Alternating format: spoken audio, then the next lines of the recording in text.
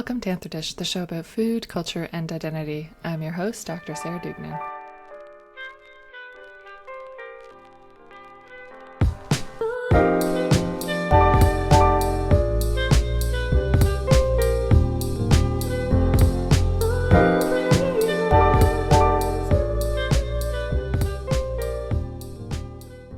Perhaps now more than ever, there's a renewed appreciation for the intricacies that come with our food systems being deeply dependent on a global supply chain. But with that, challenges around our relationships with producers and our understanding of food value start to arise. My guest today, Colin Fontaine, is here to talk about how to reorient American concepts of food and culture to be grounded in seasonal and local approaches. Colin looks at food production solutions to achieve more local and seasonal foods, arguing that this issue is more of a cultural problem in need of a cultural solution. Colin has been working in produce procurement, including wholesale distribution, and he now works as an East Coast local produce category manager for Sprouts Farmers Market. Colin is based in Philadelphia, Pennsylvania, and has an undergraduate degree in anthropology from Bridgewater State University. Through his newsletter, Northeastern Cuisine, Colin writes about how to localize a food system in northeastern U.S., considering past, present, and future lessons about the region and its climate, producers, cultures, and produce availability to build a better and more equitable food system. Here's my conversation with Colin. All right, welcome to the show, Colin. How are you doing today? Doing great. How are you? Good. I'm so excited to finally connect. I've had the pleasure that this season of connecting with a lot of other people that I've met through Substack, and it just has been such an exciting way to talk more with people who I normally just, read their work. So do you mind sharing a little bit of background about who you are, where you're coming in from today, and a snapshot of the type of work that you do? Sure. So I'm from Philadelphia. That's where I live right now. Moved down here for work pretty much. I work in the food industry. I work at Sprouts Farmers Market, which is an American company, 430 stores across the U.S. So I work at Sprouts Farmers Market. It's a decent-sized retailer, 430 stores with 23 locations. Moved down here because I was working for a produce distributor. Before that, I worked for a really large wholesaler. Before that, I was working different jobs like at restaurants and also at farms. I've really seen kind of the whole supply chain at different scales, some larger, some smaller, in different spaces. Very much what I'm interested in. All parts of the supply chain, from producer to consumer. And so that's really like my main interest is looking at the totality of the supply chain, everything from producer to consumer. Awesome. Yeah, I'm really excited to chat with you about that because I think quite often, at least when I'm interviewing people, it's having like a much more outsider's perspective, either being like on the restaurant side of it or the academic kind of upper level kind of thinking down piece. So seeing how it plays out on the ground, like I'm sure is very different from that as well. So I'm curious, like when we're thinking about the food production system and your experiences with it, a lot of your work is looking at these ideas of seasonal and local. And this season, we've been talking through, what local food means and what it doesn't mean. And I'm curious from your perspective, how you frame these two elements and their relationship to each other. Yeah. So when I write about it, I usually stylize seasonal local with like a hyphen because I like to have them right next to each other. But when I started at Sprouts, my boss told me about the 4 P's of retail, which are product, price, place, and promotion. So I'm like, okay, that's kind of cool. Like, let me do something like that, but for local. And so I came up with these 5 P's of seasonal local, and it helps me look at it as like a multidimensional thing. So those are plant/product, peak, place, people/population, and proximity.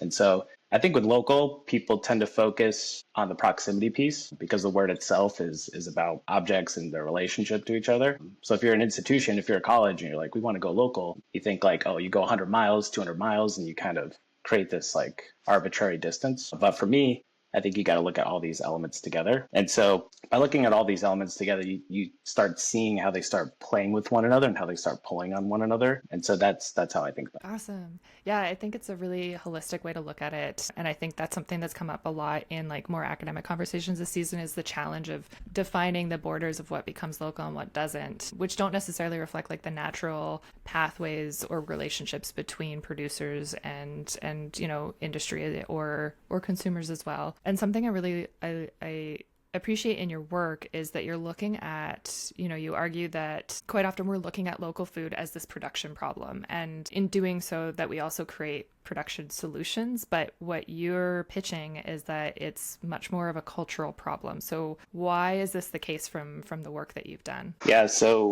come back to like the supply chain and even just my definitions of culture and stuff, I see as like food culture being everything that we're doing from production to consumption. So that's all the activities, all the behaviors, all the words, language, everything that we're doing. And so if you were to say increase production of local food in a certain region, like in the Northeast, by like 30% tomorrow, I think you'd waste all of it because all these supply chains to deal with the local food, from production to processing to shipping it to finding customers to putting on shelves like retail or restaurants, like those things aren't set up.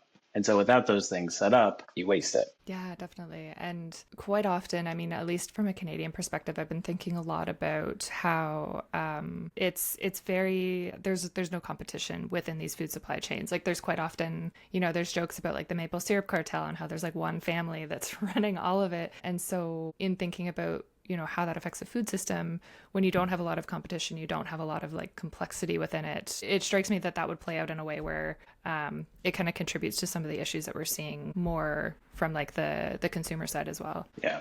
And so to find like these cultural solutions, I think you have to build like the knowledge. You have to understand like how to do local food.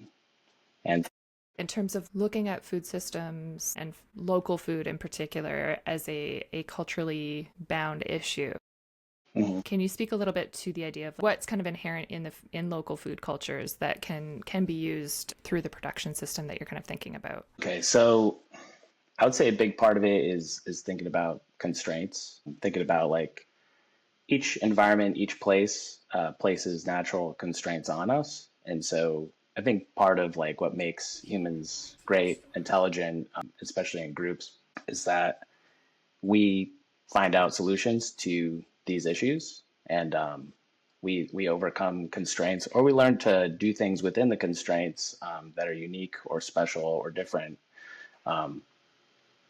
Yeah.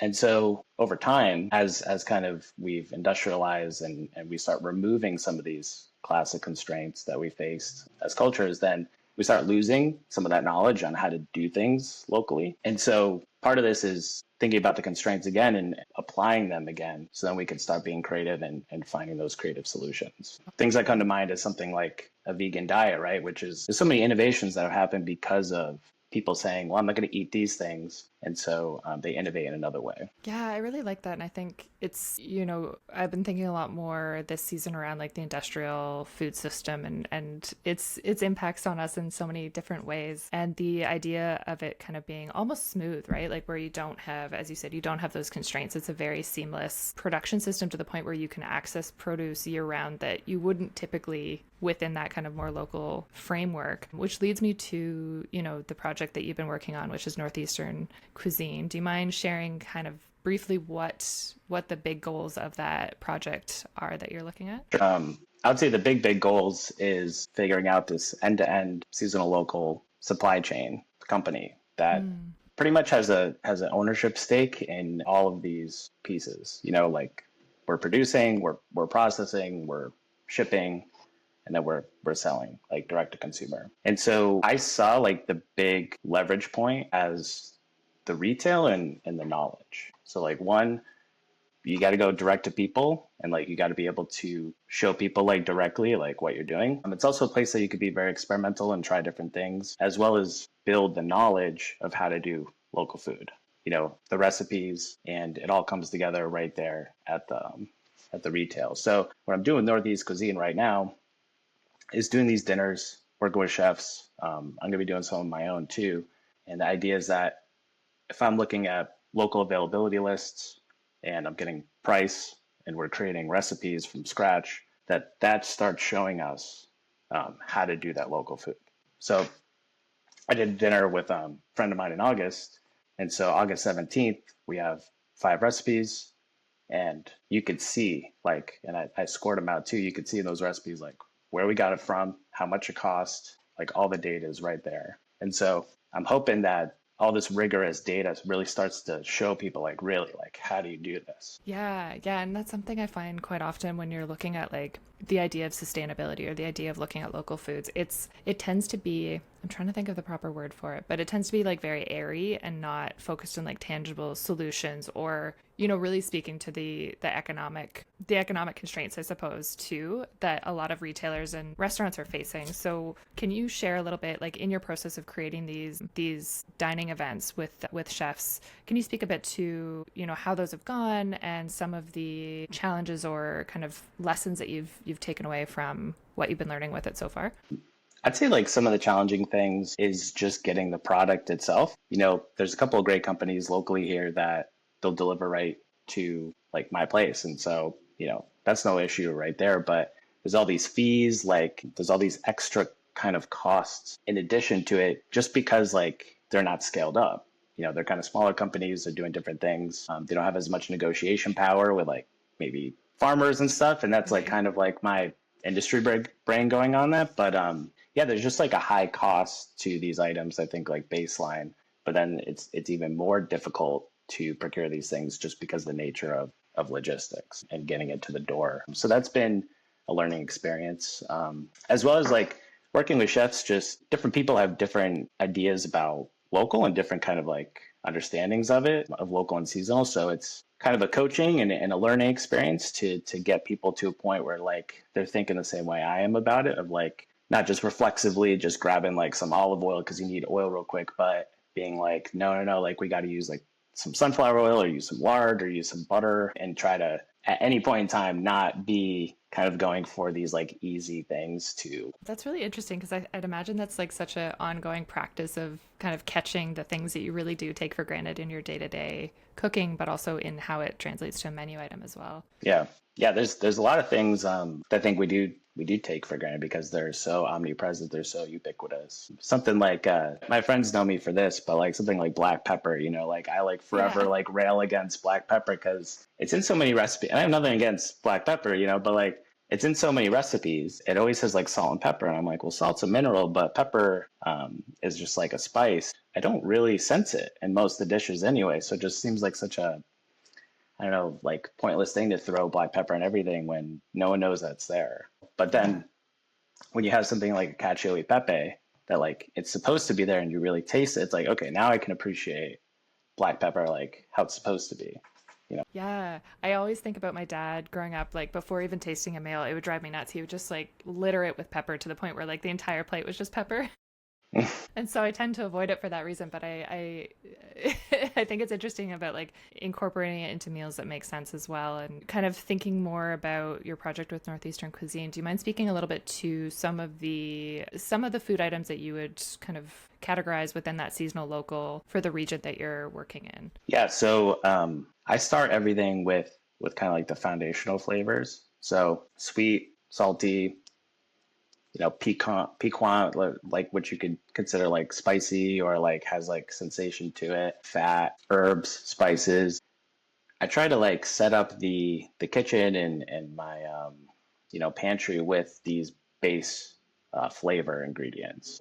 For sweet, maybe it's honey and it's maple syrup. For salt, I drove up to Maine one year and bought like 240 pounds of Maine sea salt, and I've been grabbing that like the past 4 years. Vinegars, like I have all these different vinegars from a great company down in Maryland. And so by starting with those foundational flavors, those are those silent things that we're using all the time that we don't think too much about. And so when you start off with those and like those are always in your pantry, then you're always cooking at least locally with those, and then you can add things on top. So the next layer would be staple crops. So thinking about beans, thinking about grains or corn that's like grown locally up here. And then on top of that, fruits, vegetables, and the things that are a lot more accessible locally, but maybe don't comprise as much of our diet as those staple crops and as those kind of like base flavors do. And with those, particularly with like produce varieties or other food menu items that aren't as commonplace, do you find it's more of a struggle to get people to like adopt those within the work that you're doing, or think about how they can integrate them into either cooking or menu?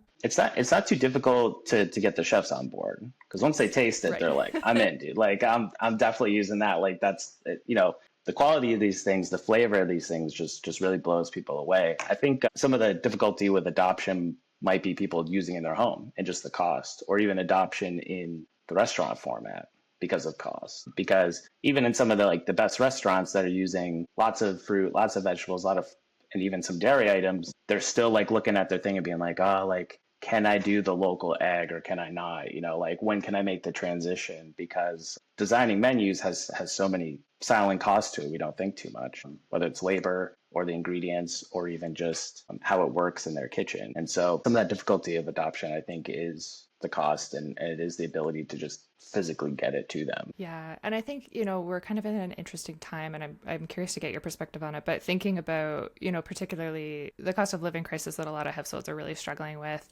there feels like it feels like going into a grocery store is a bit more of a uphill battle when each week your prices are going up, but your salary's staying the same. And so I'm curious to get your perspective on that for people because like realistically, when you think about it, the food being produced in your local economy, I think of honey, for example. Here we have a university that produces honey and it's like a 5-minute drive from where I live, but it is like a higher price point than the honey that I could get that's like a no-name brand. So it's like, in theory, it makes sense that it should cost less given these distances. So I'm curious to get your perspective on how to navigate those sorts of challenges for people that are more interested in starting to adopt that or kind of thinking more about bringing in more seasonal and local into their like household cooking. Okay. Yeah. So I have a couple sheets from the USDA. They publish pretty much every month like their index of how much people are spending for different budgets. So it goes from like thrifty, and then even does like different ages and different family sizes, but it'll be like all the way from like a thrifty plan, which is the most affordable, and the liberal plan, which is like the most money being spent. And I saw that like I had a printout from 2019, and I was like, okay, well, let me see what the like the updated was. So recently I got the 2024, and the budget for thrifty went from like $680 to $980. Wow. So you're talking about something like almost a 50% increase since 2019, which seemed really extra high to me. That seemed much higher than. So when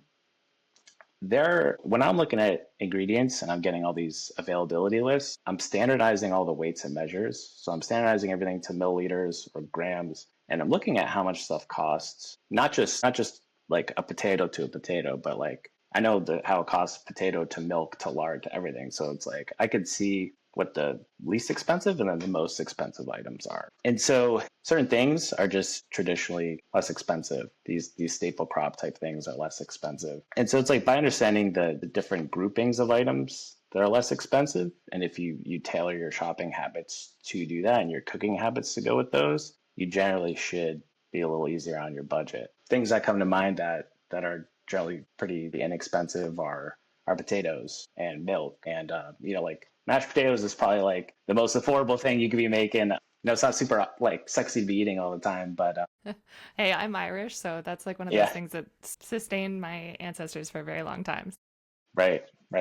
Yeah. So I haven't published anything like to that effect, but I'd like to maybe once I've had like a full calendar year of that information, then could probably put something out like to that effect. Because the affordability thing to me is really important, because I don't want local food to always be seen as an inaccessible thing. And I think that like you want to wow people by putting on certain ingredients, but some of those ingredients can be really expensive. But I'm kind of interested in like creating recipes or creating ways of eating that people will want to do in their home and have the ability to. There's a woman, I forget her name right now, but I think she's at the University of Michigan, and she studies like cookbooks and culinary things. And she felt that to really create a cuisine or to influence a cuisine, people have to be cooking at home.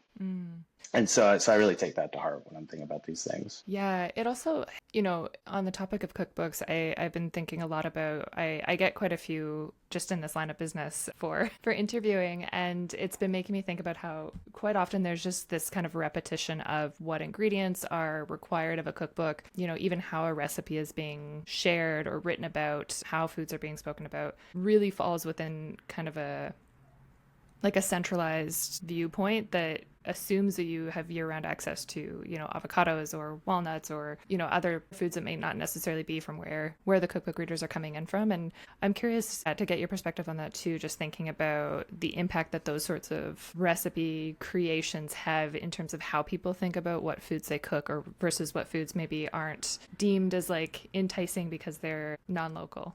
Returning to the cultural piece, I think supermarkets and mass media, and food media, it reflects a certain kind of like homogenization of culture at times, right? Like the supermarket, everything being available, then things start reflecting like that availability reality. And with the cookbooks too, the book that you want to write and then the book that they're going to publish might not be the same book. Like they're trying to tailor it to a certain kind of broader audience instead of maybe to the degree that the author would like to express it or share it or show it. In my work, like I'm very careful not to make a moral judgment or moral argument about the types of food that people eat or don't eat. The way that I score the dinners after chefs do it is very much like, is it local? Is it not local? What's the percentage? And then I'm just going to publish it. And then people can make up their own opinions and their own minds about it. I'm not saying don't use this because you're bad or good or anything like that.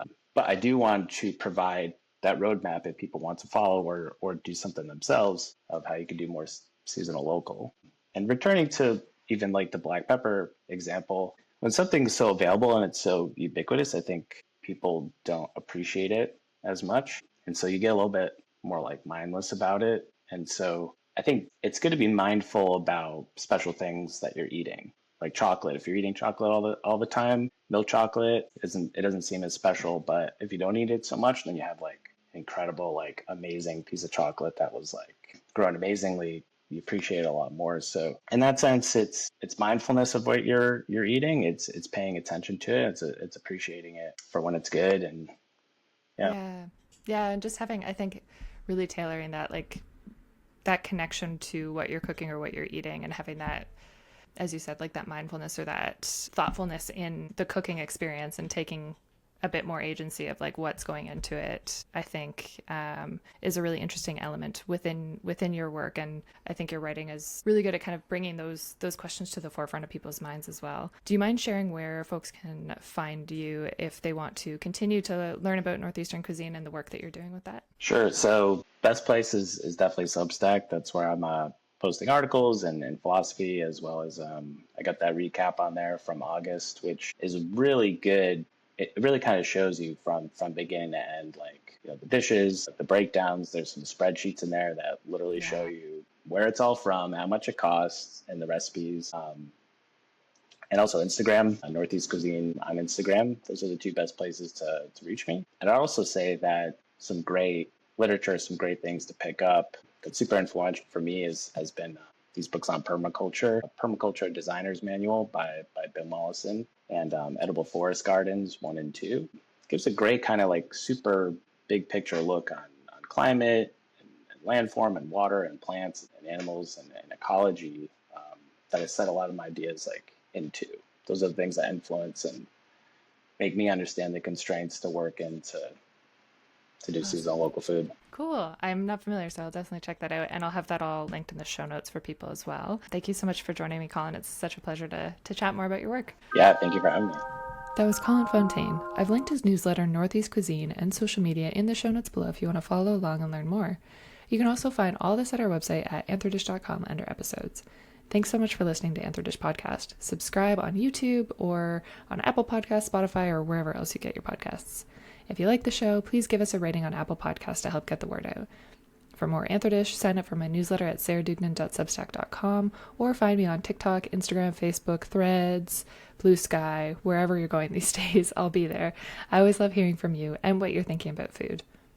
Sound editing, intro music, and production was done by Lucas Wojcicki at lucassound.com.